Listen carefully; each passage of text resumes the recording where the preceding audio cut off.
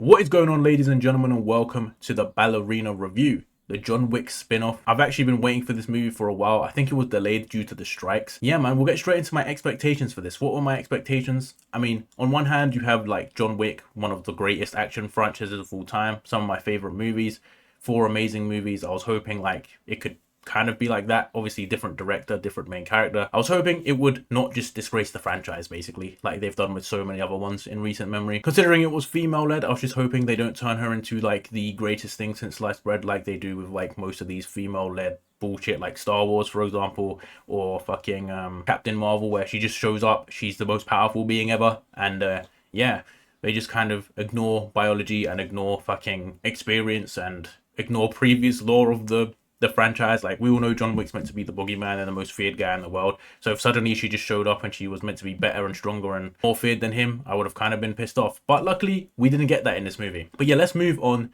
to the good things about this movie. Firstly, the action is top tier. Like, I think John Wick takes action to a new level. I think every movie in the John Wick franchise, they leveled it up, especially, and then you just have John Wick 4, which is crazy, but they definitely keep the action to a very high level in this movie. I mean, there's some amazing scenes in here, and I really enjoyed it. There's one scene with flamethrowers that's crazy. There's one scene with plates that's crazy. They even have her fight John Wick at some point, which I think is also awesome. It's also a nice expansion to the John Wick verse. Like, you get to see a bit more of John Wick. I just thought he'd make a passing sort of appearance in this movie for like 2 seconds, like we saw in the trailer, but he actually appears in this movie a few times, and he plays a decent role in the movie, which makes the movie better because John Wick's such an awesome character. Like I said before, they keep it realistic with her. They even humble her during training, saying like she's fighting this big fuck off dude and she's like getting beat up time and time again, and the guy just says use your advantages, which is basically just boot him in the nuts. Like, it's like, you're never gonna beat him physically, so do something like that. Very based on real life. I mean, you know, you see in some of these things just girls beating the fuck out of guys. I mean, think about The Last of Us, where that little girl beats up a fucking big dude. Never happens in real life. I mean, if you want an example, just go look at fucking Juliana Pena, UFC champion. I think she actually lost, but recently, but she was talking about how she tried to fight a line cook at a job she worked, then she got beat the fuck up, bro.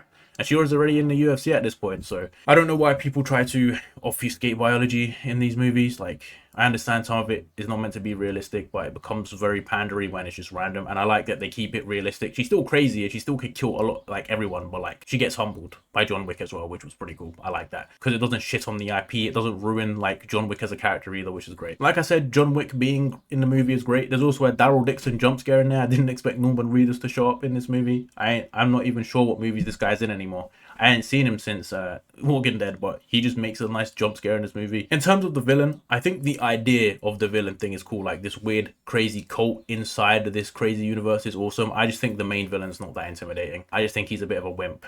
Like, the whole time, he doesn't do anything. Can he even fight? We didn't even find out if he could fight or if he could do anything. He's just there, trying to pull the strings like a cult leader. Never ever shows his powers or like his skill level, just kind of there. I wasn't a big fan of the villain, but I was a big fan of the whole idea of the cult and everything. That was pretty cool. In terms of the main character, probably a very important plot point. Ana de Armas is the actress for this. I think she does decently in the role in terms of the action stuff. I'm not convinced she's a good actress yet though. I know she's in James Bond. And is it just because she looks good that she's in these movies, or because she can actually act? It's kind of the Gal Gadot effect. Now I'm looking at everyone a little closer, like, are you actually a good actress? I'm not sure she is. I think she does fine in the role, personally. I think it was fine. In terms of some of the bad things, there's a whole sister reveal here. Like, when she was a kid, she was separated from her sister, and then they kind of do a weird reveal, and it's kind of pointless. Plays no effect to the plot, because, spoiler alert, the sister basically dies like 2 seconds later. Like, so basically that whole point was pointless. They didn't need to include that. It just felt like they were trying to tie something up that was kind of irrelevant. To talk about the villain again, he looks like someone out of an old folks home. He's not intimidating at all. He just looks like a weirdo, like a bit of a loser, to be honest, throughout the movie. I don't find him intimidating. He's not scary. There's nothing about him that's intimidating, yet he runs this crazy cult that's incredibly scary, incredibly intimidating, yet he himself isn't, which I just kind of found weird. The story, of course, is a bit basic, like most John Wick movies are, but this one, there is basically no story. She's just kind of getting revenge for them killing her dad, but it takes a lot longer than the John Wick movie, considering he just gets revenge the next day. It takes her about 20 years, but hey, there you go. And then I'll also point this out, because I thought it was a bit odd, and I asked my friend, and he couldn't explain it either, but it's like, they put a 2 mil bounty on Daryl Dixon, right? And they're like, oh, no one's going to violate the rules for 2 mil, which, fair enough. Then they put it to 4 mil, right? And then suddenly people are willing to violate the rules of the Continental. And it's like, 4 mil. I was like, wasn't John Wick like 20 mil? I understand John Wick's meant to be like Superman, but but like 4 mil. And then it occurred to me that these men can never leave the assassin's life or whatever. Why do they need money for? Because they trade in those gold coins. Do they use money to buy the gold coins? Like, you can never leave the life. Why do you need so much money? If people will be hunting you down forever and they will never let you leave, like, why do you need the money? It kind of just was a bit of a weird thing. I'll also say the Continental is pretty cool. They show one in, is it Prague? That looks pretty awesome. I still don't really like the main guy of the Continental. What's his name? I can't remember.